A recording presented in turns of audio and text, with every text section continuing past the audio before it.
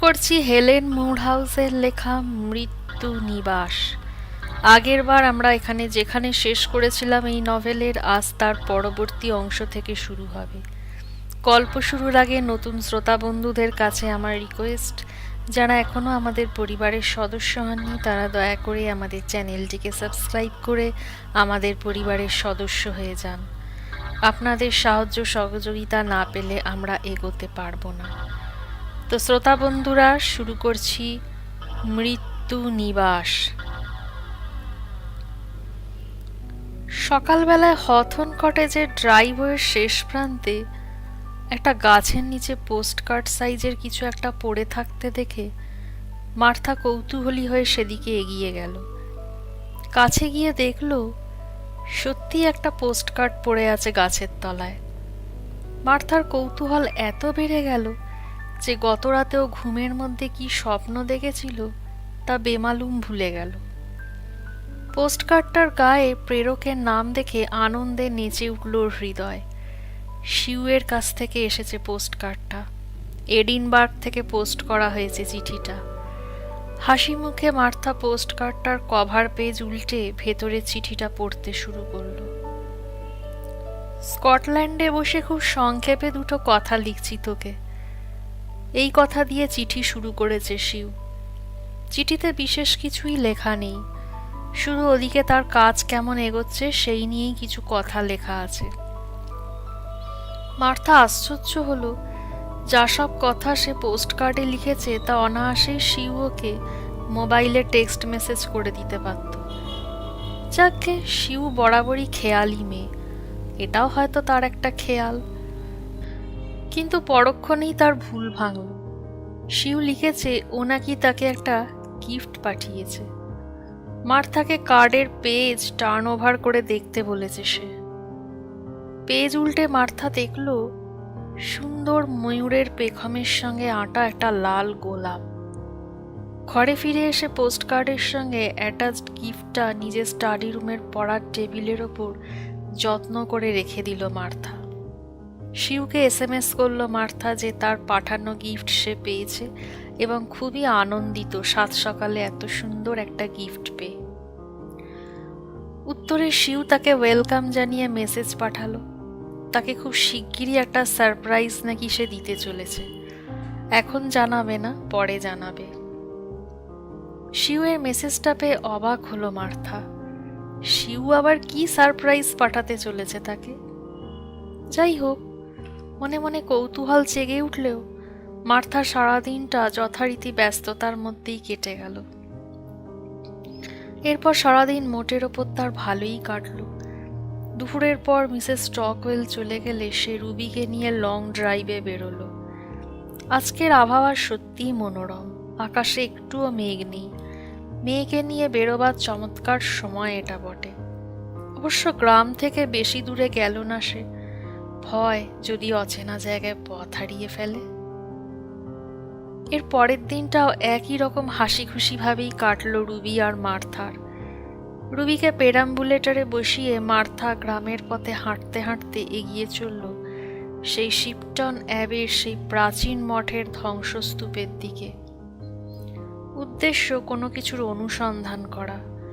Mrs স্টকওয়েলের কাছ থেকে ওই প্রাচীন মঠ সম্পর্কে যা যা শুনেছে তাতে ওর মনের মধ্যে একটা গোয়েন্দা ভাব জেগে উঠছে। সে ওই মঠ সম্পর্কে আরও জানতে চায়, আরও আরও। যদিও সে জানে কাজটা কঠিন হবে, কিন্তু তবুও সে হাল ছাড়বে না। শিপটন অ্যাবের ধ্বংসস্তূপের কাছে এসে দেখল সেখানে আরও জনা কয়েক লোক ঘুরে ঘুরে জায়গাটা দেখছে। সম্ভবত ওরা পর্যটক। এই জায়গাটা শতাব্দী প্রাচীন, অতএব ইতিহাস পড়তে যারা ভালোবাসে তাদের কাছে জায়গাটা যে লোভনীয় হয়ে উঠবে তাতে সন্দেহ নেই। রুবির পেরাম্বুলেটরটাকে একটা জায়গায় দাঁড় করিয়ে একটা সবুজ ঘাসে ঢাকা জায়গা দেখে বসে পড়ল মার্থা। এই জায়গাটা আগে এখানকার বিশাল একটা সমাধিভূমি ছিল, কিন্তু এখন এটা একটা পিকনিক স্পটে পরিণত হয়েছে। মার্থা ওর চারপাশটা একবার তাকিয়ে দেখল। পিকনিক স্পট হিসেবে জায়গাটা ওর কাছে মোটেও উপযুক্ত হলো না। যেখানে আগে সমাধি দেওয়া হতো লোককে, এখনো না জানি মাটির তলায় কত মানুষের হাড়গোড় আছে তার ঠিক নেই। সেই জায়গা কি করে পিকনিক স্পট হতে পারে, এর উত্তরও জানা নেই। আর সেই সব হতভাগ্য যুবক আর নিরীহ শিশুদের এখানে কোথায় জ্যান্ত কোতল করা হতো কে জানে। যদি এমন হয় ও যেখানে বসে আছে সেখানেই। কথাটা মনে হতেই হঠাৎ মার্থার গায়ে অজান্তেই কাঁটা দিয়ে উঠল। হাত বাড়িয়ে রুবিকে পেরাম্বুলেটর থেকে নামিয়ে আনলো, বসালো নিজের দু পায়ের ফাঁকের মধ্যে। কিন্তু শিশু রুবি কি আর স্থির হয়ে বসে থাকতে পারে? সে কখনো সামনের দিকে হামাগুড়ি দিয়ে মার্থার নাগালের বাইরে চলে যেতে চাইছে, আবার কখনো আনমনে ঘাস ছিঁড়ে ছিঁড়ে মুখে দিতে যাচ্ছে।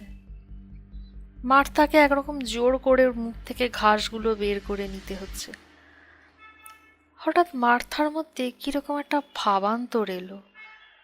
নিজের জীবনের হঠাৎ করে এই পরিবর্তনগুলো বড্ড নাড়া দিয়ে গেল ওকে। ওর মনে হলো তার কি শহর ছেড়ে এই গ্রামে চলে আসা উচিত হয়েছে। এই গ্রামে কি আছে? একটা শহরে যেরকম ফ্যাসিলিটিস থাকে, একটা গ্রামে কি অতটা সব কিছু থাকে? রুবি আস্তে আস্তে বড় হচ্ছে, ওর খাওয়া পড়া পড়াশোনা সব কিছুর দায়িত্ব ওকেই নিতে হবে। সেখানে শহর ছাড়া এত কিছুর সুবিধে সে পাবে কোথায়? তাকে যেভাবেই হোক শহরে পড়ে থাকতেই হতো। ওখানে থেকে গেলেই ভালো হতো। কি লাভ হয়েছে তার গ্রামে এসে? কতটুকু শান্তি পেয়েছে সে? হঠাৎ অস্তগামী সূর্যের শেষ ছটা এসে পড়ল ঠিক সেখানে যেখানে ওরা বসে আছে। নির্মল সেই সোনালি ধারা যেন স্নান করিয়ে দিল মার্থা আর রুবিকে। মার্থার ভাবনায় তবু ছেদ পড়ল না। শহর ছেড়ে আসা কি খুব জরুরি ছিল তার কাছে? একটা ডিভোর্স হয়েছে বলে মনের দিক থেকে এতটা বেপরোয়া সে কি করে হয়ে উঠেছিল, আজ মনে করলেই নিজেরই অবাক লাগে ওর। এখন এই প্রায় নির্জন একটা গ্রামে, যেখানে সেরকম কোনো সুযোগ সুবিধা নেই, সেখানে হঠাৎ জরুরি কিছু প্রয়োজন হলে সে কোথায় যাবে, কার কাছে যাবে? যদি পরিস্থিতি সেরকম হয়ে ওঠে তাহলে কি করবে সে? এখানে তো অত বড় বাড়িতে বাসিন্দা বলতে শুধু ওরা দুজন, সে আর রুবি। কটেজটাও গ্রামের অন্যান্য বাড়িগুলোর থেকে অনেক দূরে, কোনো সংস্রব নেই গ্রামের বাকি অংশের সাথে। নিঃসঙ্গ পরিবেশে একলা দাঁড়িয়ে থাকা একটা ভুতুড়ে কটেজে নিঃসঙ্গ বাসিন্দা ওরা। ভাবতে ভাবতে দুশ্চিন্তায় ওর মাথাটা ভার ভার হয়ে উঠতে লাগলো। এই তো 2 বছর আগের এই সময়ও সে লন্ডনের পাবে বসে ড্রিঙ্ক করছে। এরপর সে বাড়ি ফিরে গিয়ে ড্যানের সঙ্গে নিজের বাড়ির বাগানে বসে বারবিকিউয়ে অংশ নিয়েছিল। সে কি দারুণ মজার ব্যাপার ছিল। আর আজ তার একার কাঁধে রুবির যাবতীয় দায়িত্ব। সামনে ওর অনেক কাজ। রুবিকে লেখাপড়া শেখানো, ওকে একটা ভালো স্বচ্ছন্দ জীবন দেওয়া, সব কিছু ওর একার দায়িত্ব। তারপরই তার মনে হলো তারও তো বাবা কোন ছেলেবেলায় মারা গিয়েছিল। মার কাছেই সে মানুষ হয়েছে। তার মাও তো তাকে একাই বড় করেছেন। হয়তো এক্ষেত্রে তৃতীয় কেউ তাকে সাহায্যও করেছিল। অতএব তারও তৃতীয় কারোর সাহায্য পেলে ভালো হয়। কারোর না কারোর সাহায্য তাকে নিতেই হবে। এভাবে নিঃসঙ্গ অবস্থায় নিজের ওপর যাবতীয় দায়িত্ব তুলে নিয়ে সে বেশি দিন থাকতে পারবে না। মার্থা শূন্য দৃষ্টিতে তাকালো প্রাচীন মঠের সেই ধ্বংসাবশেষের দিকে। কোনো মতে দাঁড়িয়ে থাকা উঁচু চূড়াটার দিকে চেয়ে রইল সে। সেদিকে তাকিয়ে তার চিন্তা অন্যদিকে মোড় নিল হঠাৎ। ওই চূড়া নিশ্চয়ই সেই প্রাচীন মঠের চূড়া ছিল একসময়। অনেক উঁচু ছিল সেই সময় নিশ্চয়ই। এখন কালের কবলে পড়ে ধ্বংসপ্রাপ্ত হয়ে কোথায় নেমে এসেছে। এখানকার সন্ন্যাসীরা বিশাল বিশাল জমির মালিক ছিল সে সময়। এই গ্রাম থেকে শুরু করে ব্রিকফোর্ট শহর পর্যন্ত দূরত্বের মাপ সমান জমি ছিল তাদের। এই সীমার মধ্যে ওই হথন কটেজও পড়ে। হঠাৎ হথন কটেজের চিন্তাটা পাক দিয়ে উঠল ওর মাথায়। কি জানি কেন ওই কটেজটাকে কিছুতেই ভুলতে পারছে না ও। যেখানেই যাক না কেন ওই কটেজ যেন ওকে তাড়া করে ফেরে। কি আসলে ঘটেছিল বাড়িটাতে? আগে ওই বাড়ির নাম ছিল ইরি ফার্ম, অথচ প্রথম প্রথম এসে বাড়িটাকে দেখে ওর কি ভালোটাই না লেগেছিল। আর আজ কয়েকদিন যেতে না যেতেই বাড়িটা ওকে নানাভাবে ভয় দেখাতে শুরু করলো। হঠাৎ হঠাৎ আলো নিভে গিয়ে অন্ধকারে ওকে কেউ যেন মারার চেষ্টা করে। কে করে সে জানে না। হঠাৎ হঠাৎ অকারণে পাওয়ার কাট হয়ে যাওয়া, হঠাৎ হঠাৎ ঘরের তাপমাত্রা হিমাঙ্কের নিচে চলে যাওয়া, নানা রকম বিচিত্র শব্দ, ছায়ামূর্তি, সব দিন দিন কেমন যেন ওকে আতঙ্কিত করে তুলছে। বাইরে একরকম, কিন্তু বাড়িটার ভেতরে ঢুকলেই কিরকম যেন একটা অস্বস্তি হতে থাকে ওর মধ্যে। এই কদিন বাড়িটায় থেকে এটুকু বুঝতে পেরেছে যে ওই বাড়িতে ওর সম্পূর্ণ একা নয়, আরও কেউ থাকে ওর সাথে, ঘুরে বেড়ায় সারা বাড়িতে, ওর আশেপাশে সব সময় সব জায়গায়। এমন কেউ যাকে দেখা যায় না, যাকে হাত দিয়ে স্পর্শ করা যায় না, শুধু অনুভব করা যায় তার উপস্থিতি। কে হতে পারে সে? অপার্থিব অশরীরী কেউ? সূর্যের ওপর দিয়ে ভেসে চলে গেল একখণ্ড কালো মেঘ। মাথার ওপর ছায়া ফেলে ফের মেঘের আড়াল থেকে আত্মপ্রকাশ করল দিনের শেষ সূর্যটা। সঙ্গে সঙ্গে কোথা থেকে ভেসে এলো এক ঝলক ঠান্ডা হাওয়া। কেঁপে উঠল মার্থার সর্বাঙ্গ। সচকিত হয়ে সে দেখল রুবি খেলা থামিয়ে ওপরের দিকে চেয়ে আছে। কি দেখছে রুবি অমনভাবে আকাশের দিকে তাকিয়ে? মার্থা ওর দৃষ্টি অনুসরণ করে তাকিয়ে দেখল সূর্য আবার ঢাকা পড়ে গেছে মেঘের আড়ালে। না, আর বসে থাকা চলবে না, এবার উঠতেই হবে, ফিরতে হবে বাড়ি। কিন্তু বাড়ি বাড়ি ফেরার কথা মনে হতেই আরও একবার কেঁপে উঠল সে। কোন বাড়ি ফিরবে সে? ওই হথন কটেজ, ইউনিফর্ম, ওটাকে কি আদৌ বাড়ি বলা যায়? ওটা তো আতঙ্ক নিবাস, ওটা তো একটা মৃত্যু নিবাস। ওখানে বাস করলে বাড়ির মতো তৃপ্তি পাওয়া যায় না মোটেও। কিন্তু কি আর করা, এই বিশাল পৃথিবীতে ওটাই যে এখন তার একমাত্র থাকার জায়গা। কোথায় সেই লন্ডন, কোথায় সেই লন্ডনের বিলাসবহুল বাড়ি, কোথায় সেই সব তার বান্ধবী, তারা এখন কোথায়? এখানে সে সম্পূর্ণ একা, পরিচিত কেউ নেই তার সাথে। রুবিকে পেরাম্বুলেটরে চাপিয়ে যখন হথন কটেজের দিকে ফিরছে সে, অজান্তেই চোখ ভরে উঠল তার জলে। রুবির দিকে তাকিয়ে সে আপন মনেই বলল, চিন্তা নেই রুবি, আমি একাই তোমায় বড় করে দেব, তোমার দেখভাল আমিই করব, তোমার সব দায়িত্ব আমার, চিন্তা করো না।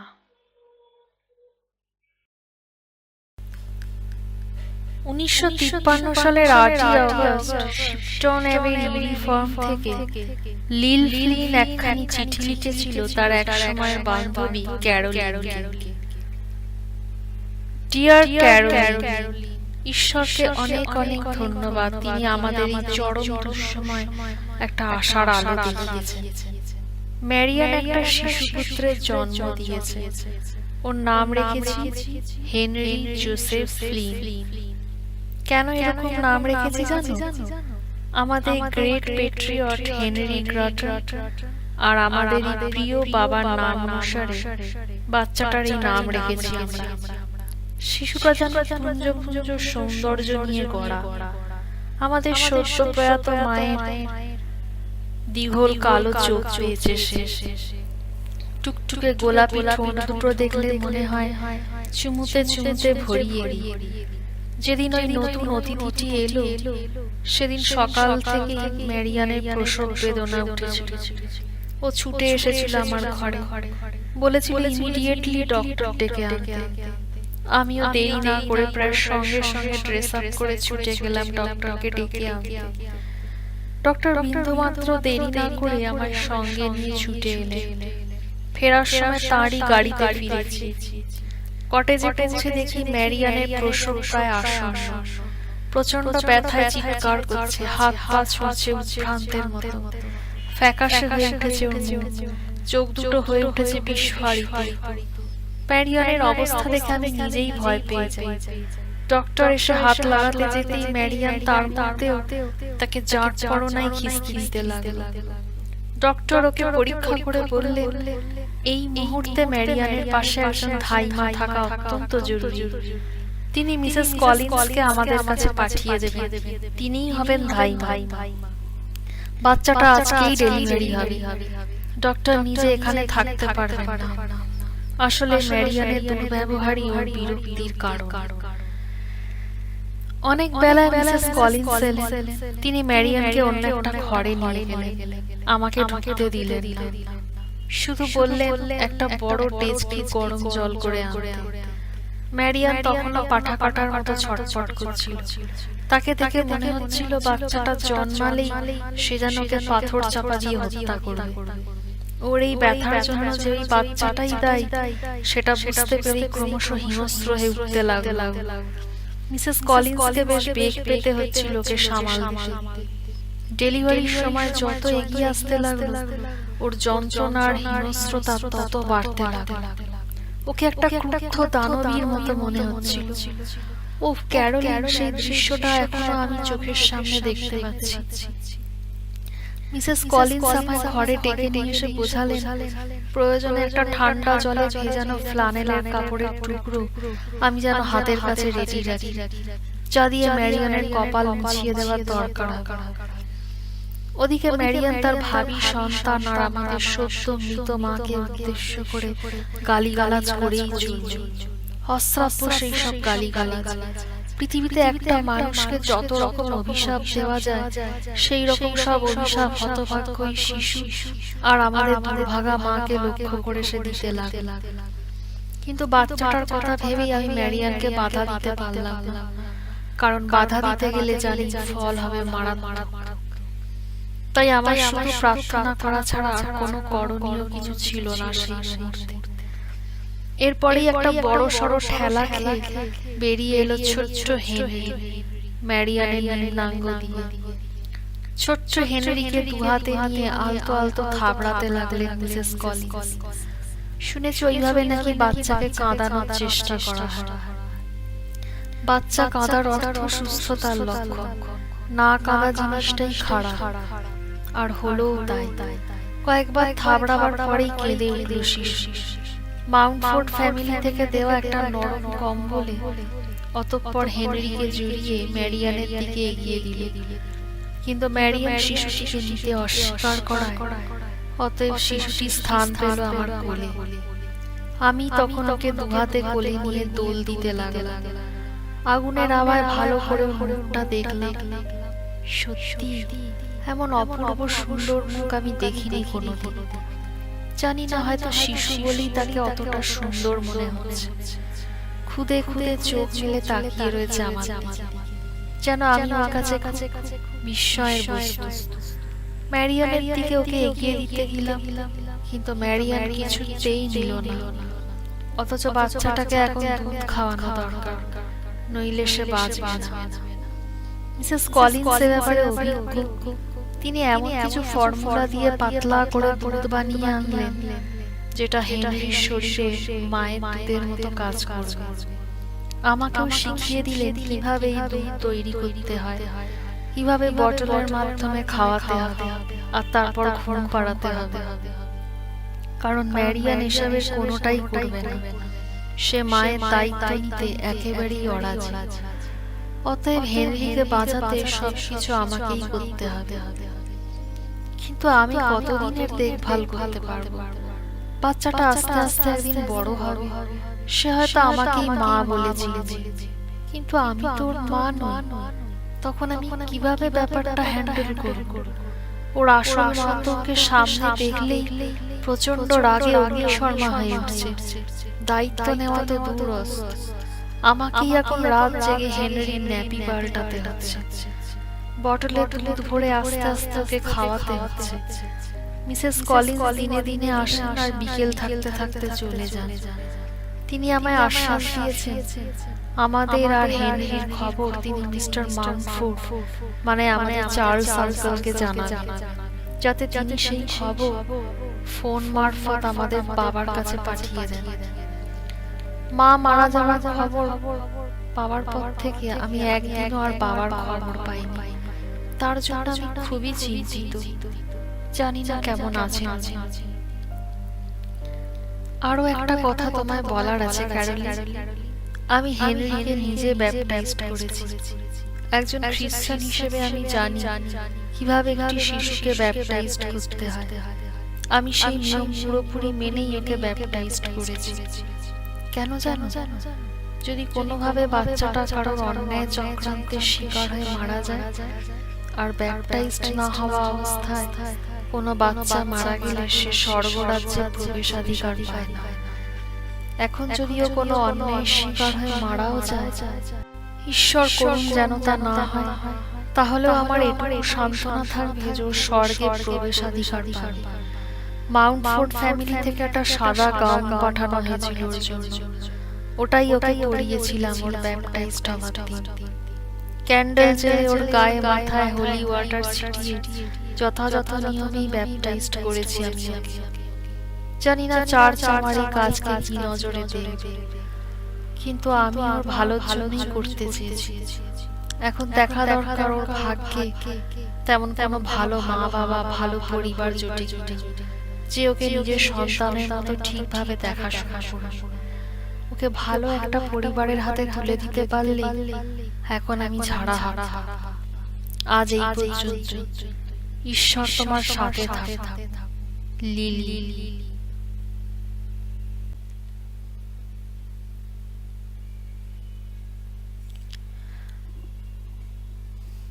শ্রোতা বন্ধুরা, এই পর্বটি এখানেই সমাপ্ত। আগামী পর্ব নিয়ে আমি খুব শিগগিরই আসি। আপনাদের আমাদের চ্যানেল ভালো লাগলে দয়া করে আমাদের চ্যানেলটিকে সাবস্ক্রাইব করে আমাদের এগোতে সহায়তা করুন। ধন্যবাদ। গল্পটি শোনার জন্য আপনাদের সবাইকে অসংখ্য ধন্যবাদ। পরবর্তী পর্ব পেতে অবশ্যই আমাদের চ্যানেলটি সাবস্ক্রাইব করুন এবং বেল আইকনটি ক্লিক করুন। গল্পটি ভালো লাগলে অবশ্যই ভিডিওটিতে লাইক ও কমেন্ট করে জানাবেন। শুভরাত্রি।